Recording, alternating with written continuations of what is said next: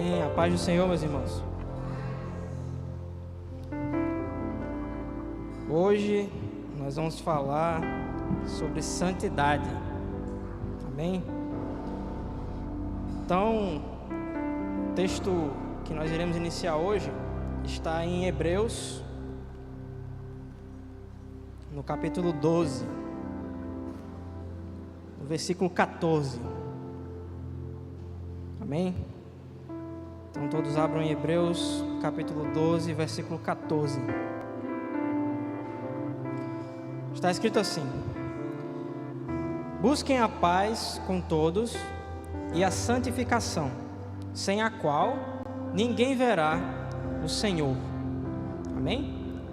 Então, a santidade é um tema que provavelmente todos vocês já estão habituados a falar sobre. Não é um tema muito comum dentro da igreja e é um tema muito amplo nas escrituras, né? Por ser um tema muito extenso, nós não iremos abordar, acho que nem 30%, 20% do que dá para falar a respeito, né? A gente vai ter esse assunto desde Gênesis até Apocalipse, falando a respeito de santidade. Mas então vamos ao assunto. Por que a santidade ela é tão importante? Vamos dar uma contextualização aqui, né? Perceba que, conforme o versículo que a gente falou aqui, a santidade ela está relacionada diretamente a ver a Deus. Ver a Deus. Então, por que isso é tão importante, né? Nós temos casos nas Escrituras onde a gente percebe, claro que aqui vai ser de maneira literal, mas o ver a Deus ele é uma coisa fundamental na vida do crente. Ele tem que ver a Deus, né? Então, nós vamos ter em Gênesis o caso de Abimeleque. Abimeleque era o quê? Era um rei cananeu. Então, a gente vai ver um episódio onde o rei Abimeleque ele vai pegar a esposa de Isaac, né? E ele vai tomá-la como sua porque ele achava que era, conforme Isaac falou, né? Isaac vai fazer a mesma coisa que Abraão fez, vai dizer que sua esposa era sua irmã, e aí ele vai cometer esse pecado, mas ele fez isso, né, com as mãos limpas, com o coração puro, como ele mesmo vai dizer. Então Deus vai aparecer para ele e vai frear ele, vai dizer a ele claramente: não siga em frente, senão você vai morrer, né? Nós vamos ter também o exemplo de Paulo, né? Paulo perseguia os cristãos, né, com muita intensidade, com muita fúria. Só que a gente vai ver isso em 1 Timóteo, eu não me recordo agora o versículo, mas vocês mesmos podem procurar depois. Paulo ele vai explicar a Timóteo que ele achou misericórdia da parte de Deus, porque quando ele fez essas coisas, ele as fez em sua incredulidade e em sua ignorância, né? Então isso diferenciava de outras pessoas que perseguiam a cruz, mesmo conscientes do que estavam fazendo, de que estavam erradas, como exemplo os fariseus, né? Então, veja, ver a Deus é uma questão de fundamentar a sua fé, é uma questão de edificar a sua própria fé. E isso não, claro, né, eu citei exemplos aqui que são literais, onde as pessoas viram a Deus literalmente, mas também podemos falar disso figurativamente, né? Precisamos perceber o agir de Deus em nossas vidas, perceber o seu mover, como Ele faz as coisas, perceber o seu caráter, perceber a sua justiça, certo? Então, para que a gente possa andar nesse caminho de edificação de fé, de perceber, de ver o Senhor, nós precisamos de santidade.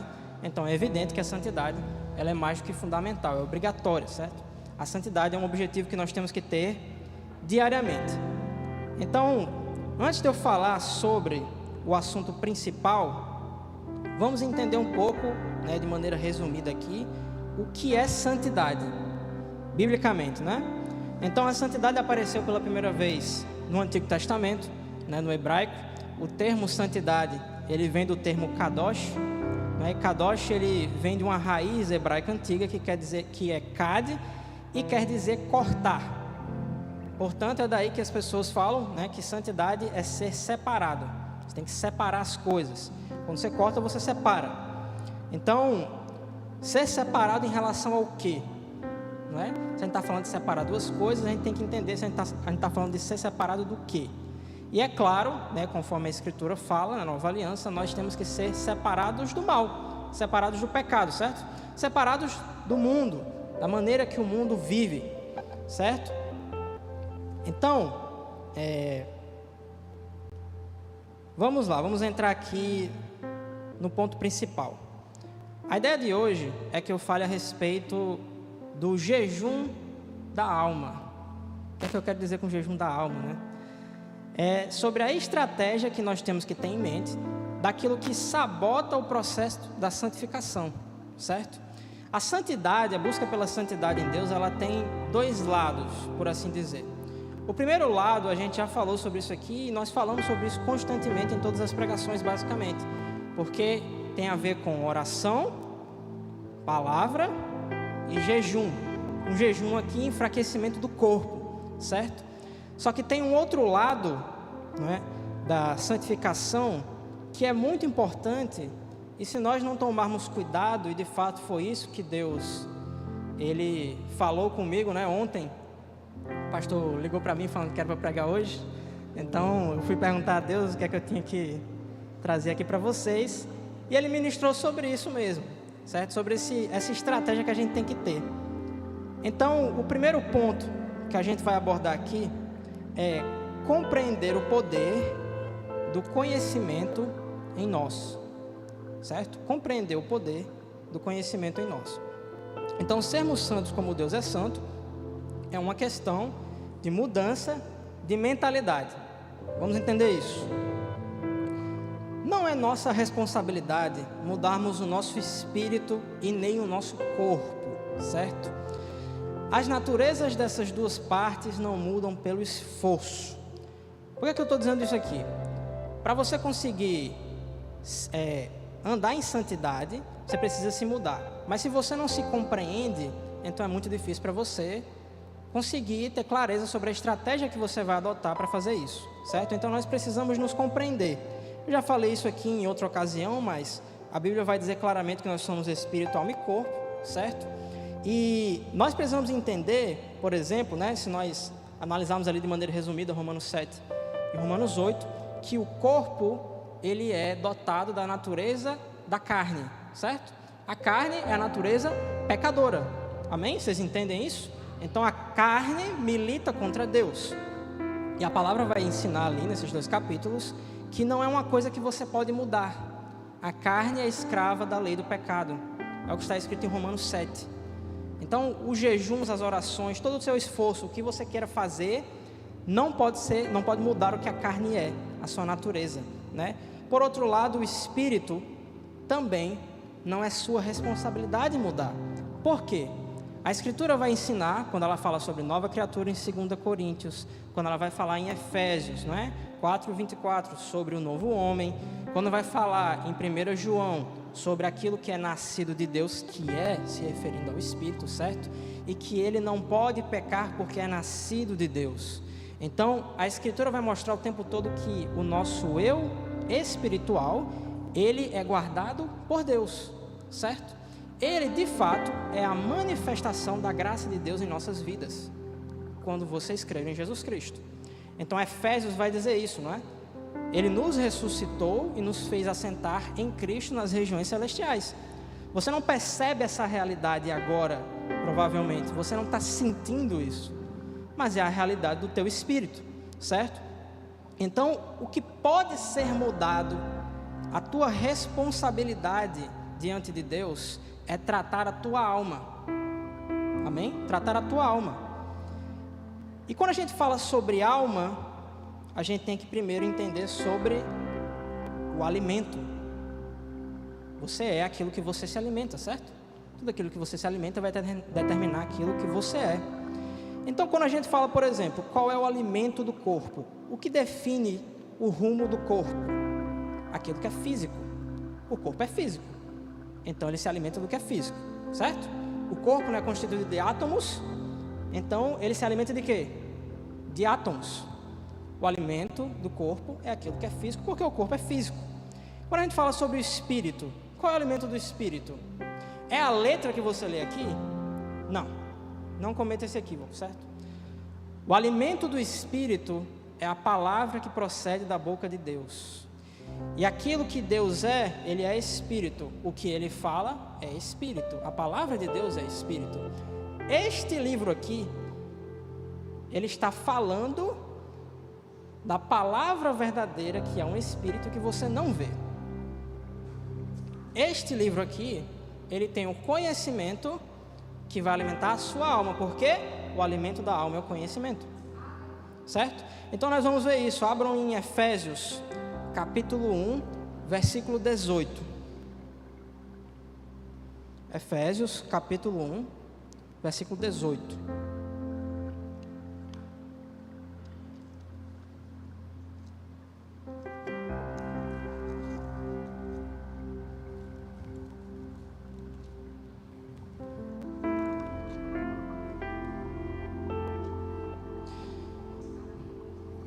Vai estar escrito assim: iluminados os olhos do vosso coração, para saberdes qual é a esperança do teu chamamento, qual a riqueza da glória da sua herança nos santos, certo? Isso aqui é a tradução Nova Almeida atualizada. Então a oração de Paulo aqui é que os olhos do coração da igreja, certo? Que aceitou o Senhor, que nasceu de novo, que os olhos desses corações, o termo grego aqui é cardia, certo? Coração em grego vem desse termo cardia. Esses olhos do coração precisam ser iluminados para que eles possam compreender. Então note que o coração, ele precisa entender. Então ele precisa de conhecimento. O coração, ele é afetado pelo conhecimento, certo? Se nós formos em Romanos, capítulo 12, versículo 2, a gente vai ter um outro termo interessante: a mente. Então abra aí, Romanos 12, 2. Deixa eu ver, já está aqui. Coloca aí no telão.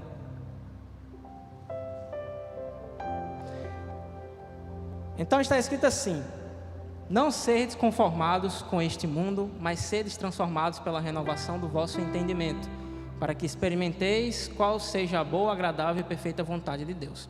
Então está falando da renovação da mente, transformação do entendimento. Então outro termo, mente, é afetado pelo quê? Pelo conhecimento da palavra de Deus.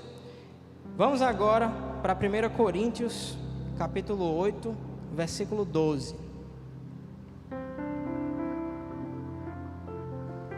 1 Coríntios, capítulo 8, versículo 12. Outro termo interessante: a consciência, certo? Ora, pecando assim contra os irmãos e ferindo a sua fraca consciência, pecais contra Cristo. Então, uma coisa que Paulo vai explicar aqui em 1 Coríntios 8, que vai se estender até o capítulo 10, é sobre a liberdade cristã. E aqui nesse caso ele vai estar falando sobre pessoas que são fracas de consciência, certo? Que têm uma fé fraca e por isso elas olham para os ídolos como se eles fossem alguma coisa, e por isso elas tratavam os alimentos sacrificados a ídolos como algo contaminado. Embora Paulo explique que o ato de dar graças a Deus por aquele alimento santifica o alimento.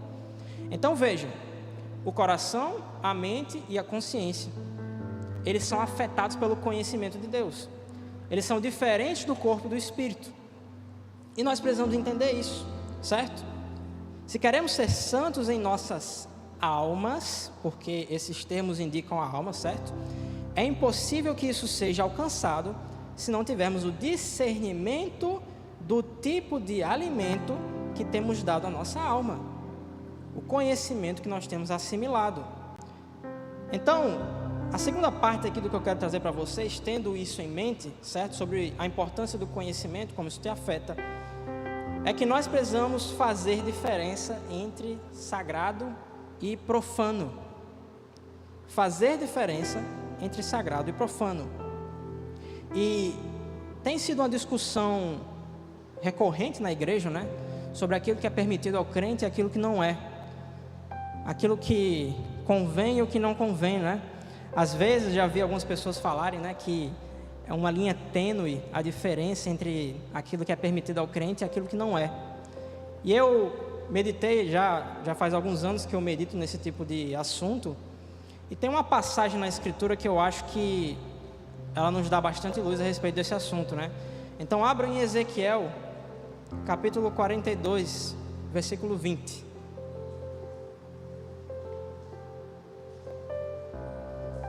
Ezequiel 42, 20.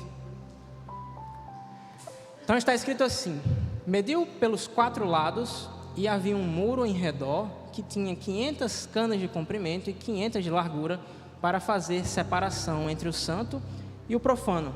O que é interessante sobre essa passagem? Aqui Ezequiel, ele foi levado pelo Senhor em espírito e ele estava tendo uma visão, né, do templo de Deus. E aqui, né, ele falou 500 canas, está usando aquela unidade de medida, mas se você ver outras versões mais atualizadas, ele vai falar 250 metros, né? 250 metros. Então ele vai dizer que havia, não é, um muro ao redor do templo, certo? Que era de 250 metros de comprimento por 250 metros de largura. Vocês têm noção do tamanho desse muro? Quando eu li isso aqui a primeira vez, eu passei reto assim, não percebi. Mas quando eu li a segunda, aí eu parei um pouquinho para pensar no que ele estava falando aqui, quando ele fala sobre esse muro. Um muro que separa o sagrado do profano. Em outras traduções, ele vai dizer que separa o santo do comum. Um muro de 250 metros de largura e comprimento, meu amigo, você não vai encontrar em casa nenhuma por aqui. Você não vai encontrar um muro desse. É um negócio colossal. É uma divisão gigantesca. Não tem como você não ver a diferença entre uma coisa e outra. Então quando eu percebi essas coisas algum tempo atrás, eu passei a considerar que na verdade não existe uma linha tênue. A diferença entre certo e errado, entre o que é bom e o que é mal, é colossal. É um abismo de diferença. Se a gente não considera isso, primeiro começa por aí. Se você não consegue entender isso, vai ser muito difícil para você entender o próximo ponto que eu vou falar aqui, certo?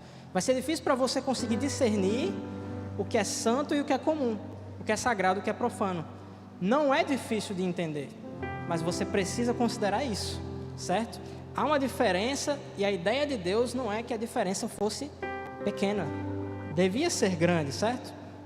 Então, vamos lá, próximo ponto. Agora que a gente compreende isso, deve sim ser uma diferença grande, ok? Vamos aprofundar o discernimento do bem e do mal, não é? Então vamos falar sobre as coisas que estão no meio termo, que aparentemente não dá para você fazer diferença, certo? Né? E para isso eu gostaria primeiro de falar sobre o olho humano. Isso é uma coisa interessante a gente analisar.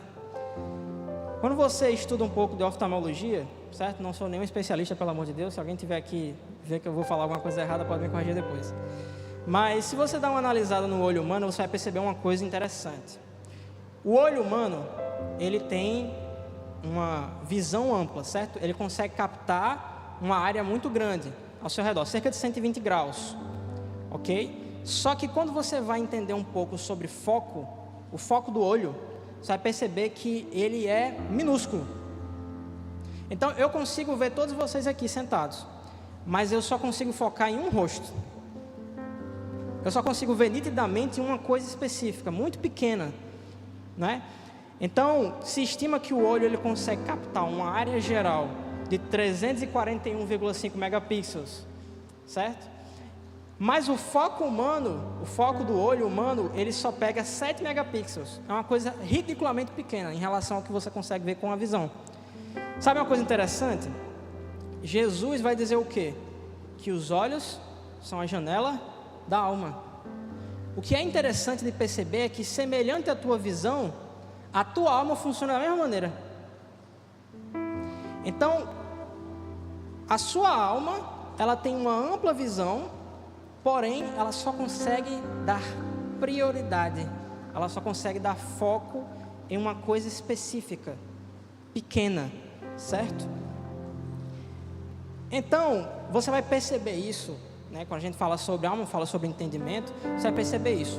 Todo entendimento sobre qualquer coisa, ele se baseia em um conhecimento simples e pequeno. Vamos pegar, por exemplo, a lei de Moisés. Jesus vai dizer o quê? Da lei de Moisés e os profetas dependiam 2 mandamentos. Ou seja, a base de todas as coisas eram 2 coisas. A primeira era amar a Deus acima de todas as coisas, e a segunda era amar o próximo como a si mesmo.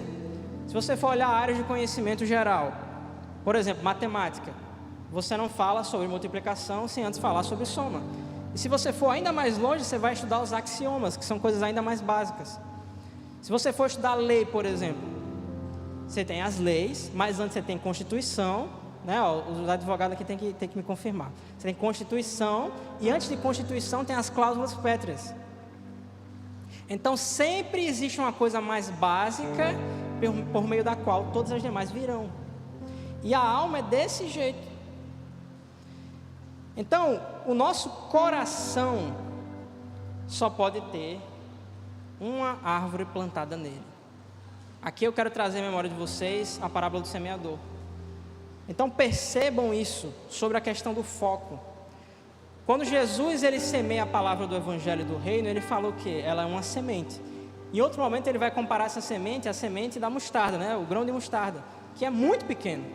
É uma coisa muito pequena. E esse pequeno não é que é insignificante, é que é simples. É uma coisa muito simples e é muito básica. Então, quando a semente é colocada no coração, que é comparada a um terreno, a alma de vocês, ela pode se deparar com 4 situações. Um terreno totalmente batido e pisado, que é o meio do caminho, não passa nada por ele. O outro é um terreno rochoso, pedregoso, né? Então a semente ela não se desenvolve, não cria raiz profunda, porque tem rocha. O terceiro são ervas daninhas e espinheiros. E o quarto, ela encontra boa terra. Então nós precisamos entender que se o nosso coração ele depende de um conhecimento muito pequeno, nós temos que ter muito cuidado com todos os outros conhecimentos que estão nele. Porque perceba, o exemplo do espinheiro, certo? O espinheiro é o engano das riquezas, por exemplo, o engano das riquezas. As riquezas por si só não são más, mas se você foca demais nela, ela cresce em você e aí vira o quê? Vira ervas daninhas e espinhos em você. E aquilo vai o quê? Vai militar contra a simples semente que foi colocada em você. Então você tem que tomar um cuidado muito grande. E aqui, entendendo essas coisas, é que eu vou trazer um ponto aqui, né? Meio polêmico, mas para a gente começar a analisar isso na prática. Eu falei originalmente que o tema é santidade. Ser santo é ser separado, é ser como Deus, porque Deus é santo. Se eu tenho que ser santo, eu não posso ser como o mundo. Se eu não posso ser como o mundo, eu tenho que discernir o conhecimento que leva ao mundo e o conhecimento que leva a Deus, certo? Então, na minha vida do dia a dia, né? No meu dia a dia, será que eu tenho discernido o tipo de conhecimento que tem entrado dentro da minha mente? Será que eu consigo fazer essa diferença? Ou eu uso a famosa desculpa do tem nada a ver, né? Não tem nada a ver. Quando eu falei para vocês que a diferença entre santo e profano é um muro gigante, significa que todo conhecimento é binário. Não é muito difícil de você entender se é verdadeiro ou não, basta você conhecer a palavra. Então, por exemplo, música secular, coisa que a gente aborda aqui, né? Já abordou nos nossos grupos. Recentemente o pastor Josias mandou até um vídeo sobre isso no nosso grupo de louvor, né? Música secular. Qual que é o problema da música secular? Por exemplo, na santidade do crente. Essa música, ela vai te fazer focar em quê? É simples. Ela te faz focar em quê? Ela é consagrada a Deus para te levar ao conhecimento de Deus ou não? Jesus vai dizer o quê? Lembre-se disso. Jesus vai dizer o quê? Tudo aquilo que comigo não ajunta, espalha. Então é binário. E eu sei que é chato, porque é fácil a gente entrar num legalismo religioso muito grande aqui, certo? Mas a questão é você entender que você funciona por foco. É impossível. Por exemplo, um outro exemplo interessante, né? Como é que vocês acham que tem tantas pessoas hoje com ideias tão loucas a ponto de dizer que uma pessoa que nasceu homem consegue ser mulher? Uma pessoa que nasceu mulher consegue ser homem? É simples. Foi semeado no coração, focou naquilo ali, não removeu aquilo ali, não se focou na verdade, e aquele conhecimento cresceu. E quando ele cresceu, toda a tentativa de semear algo contrário foi frustrada, porque aquele conhecimento militou contra a verdade. E a gente tem que ter noção disso, tem que ter os olhos abertos para isso. Quando você abre o Instagram, por exemplo, quando você abre o seu celular, uma rede social, tem coisas boas ali? Tem, mas tem um monte de coisa que não presta. Aqui, o seu celular hoje na sua mão, ele é como um cesto de sementes. Só que dentro desse cesto vai ter todo tipo de semente. Semente do pior tipo possível e também sementes boas. Se você está nessa situação, né, de multiplicação de conhecimento, conhecimento demais diante dos seus olhos o tempo todo, e você não tem esse discernimento, como é que você vai conseguir parar de sabotar o processo de santificação na sua vida? Porque perceba, né? Quando Jesus fala que o conhecimento de uma coisa que não necessariamente é má em si mesma, como dinheiro, por exemplo, ele pode militar contra a palavra da verdade, né? Nós temos que tomar cuidado para que nós não saímos desse foco, né, todos os dias, ali no dia a dia, e nos percamos no meio do caminho. Eu mesmo tenho sido trabalhado nisso bastante, né? Eu tinha muito vício em jogos quando eu era mais jovem, né? Quando eu estava ali na minha adolescência, eu tinha um vício muito grande em jogo. E outras coisas também, mas principalmente em jogo, né? Vício em pornografia, essa foi a primeira coisa que Deus me libertou. Só que, quando Deus me libertou das coisas piores primeiro, né? Depois disso, eu tive que passar por um processo de refinamento. Que foi fazer o quê? Reconhecer isso aqui. Reconhecer que existem muitos conhecimentos, muitos dos quais não são ruins, não são malditos em si mesmos. Eles não têm uma aparência de mal logo de cara, mas eles vão desviar a sua atenção. E se eles desviarem a sua atenção, eventualmente você vai voltar para o caminho que você estava antes. Isso é muito perigoso, né? Então, músicas seculares, comida e bebida, filmes e séries, todas essas coisas, nós temos que tomar cuidado para que não sejamos contaminados por esse conhecimento secular, amém? Se, meus irmãos, nós quisermos crescer em intimidade com o Espírito Santo de Deus, nós precisamos aceitar que vamos ter que fazer essa luta diariamente. É uma coisa muito no detalhe, é uma coisa que você tem que estar atento, você tem que estar percebendo sempre.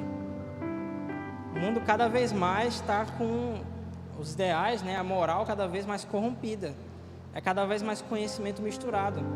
É claro que hoje em dia diria que até está um pouco mais fácil, né?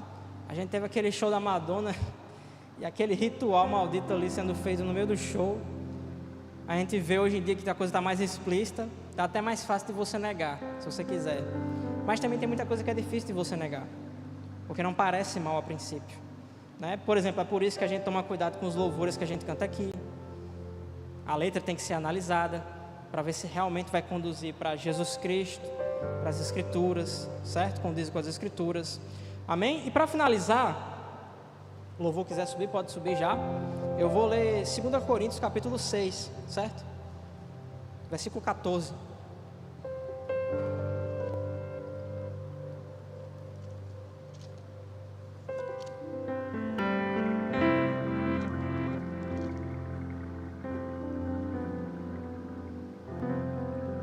Está escrito assim: não vos ponhais em julgo desigual com os descrentes, porquanto que sociedade pode haver entre a justiça e a iniquidade? Ou que comunhão da luz com as trevas? Que harmonia entre Cristo e o maligno? Ou que união do crente com o incrédulo? Que ligação há entre o santuário de Deus e os ídolos? Porque nós somos santuários do Deus vivente, como Ele próprio disse: habitarei e andarei entre eles, serei o seu Deus e eles serão o meu povo. Por isso, retirai-vos do meio deles, separai-vos, diz o Senhor, não toqueis em coisas impuras, e eu vos receberei. Serei vosso pai, e vós sereis para mim filhos e filhas, diz o Senhor Todo-Poderoso. Amém? Então, que acordo há entre as coisas dos ateus e dos incrédulos e as nossas coisas? Não tem acordo nenhum. Então, que possamos ter essa mentalidade firme na nossa cabeça todos os dias. Só assim é que a gente vai conseguir, mediante a oração, o jejum, certo? E as orações, permitir que isso seja eficaz em nossas vidas.